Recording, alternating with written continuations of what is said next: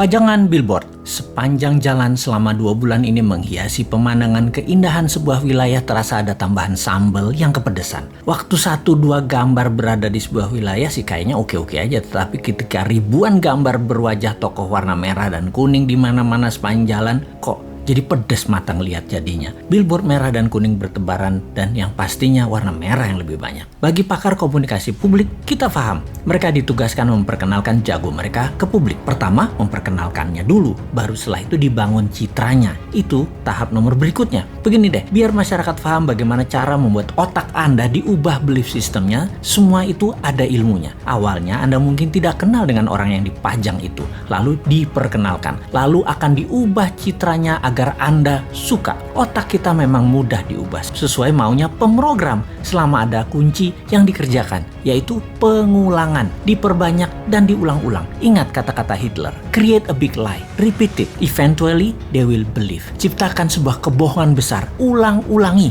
pada akhirnya mereka akan percaya. Sekali lagi, kuncinya adalah pengulangan. Jadi semua ini ada rumusnya dan hal ini bisa dipakai di produk sahabat atau di personal branding ketika Anda mau menjual diri Anda, apapun tujuannya. Salah satunya ingin jadi presiden. Rumus dasar promosi changing belief ini ada 4 step, di mana pikiran manusia yang ditarget tadinya akan diubah sesuai tujuan pemrogramnya. Yaitu 1, manusia itu unaware atau tidak kenal di awalnya. Kemudian 2, dia aware, menjadi tahu atau knowingness. Ketiga, likabilitas atau kesukaan.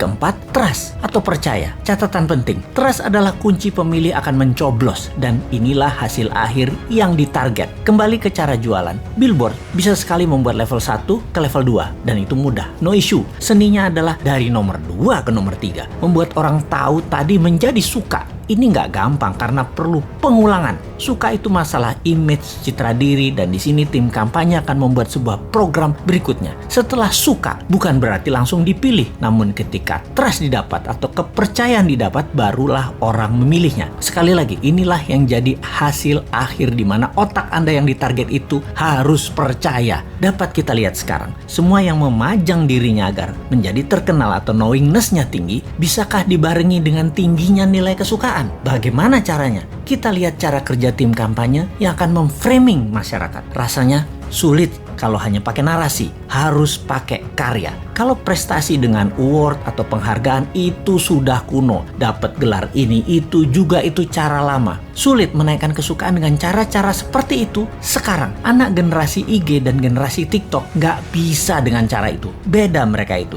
Tapi bener deh, saya menduga dulu alias beberapa tahun yang lalu bahwa di tahun 2024 nanti, orang yang menang di dunia digital atau di dunia maya, peluangnya besar untuk dikenal dan disukai. Namun, fakta menarik. Karena ekonomi tidak tumbuh seperti janji kampanye, maka dunia maya hanya bisa mencapai 80% populasi urban atau orang-orang kota dan hanya mencapai 36% di perdesaan atau daerah rural. Alias kalau di total 55% manusia Indonesia ternyata belum terjamah informasi melalui internet dan sosial media. Dalam 5 tahun ke depan dari tahun 2019 ke tahun 2024, kalau ekonomi maju seperti target pejabat negara, maka perkotaan bisa mencapai 100% manusianya terjangkau internet dan 70% daerah rural, area pedesaan dan pelosok bisa mencapai 7%. Tapi hal ini tidak terjadi. Faktanya tidak tercapai. Maka spanduk, baliho, billboard masih jadi pilihan untuk membuat nomor 1 dan 2 dalam strategi pengenalan calon. Tapi 3 tahun itu masih lama. Bahkan orang yang disukai pada saat ini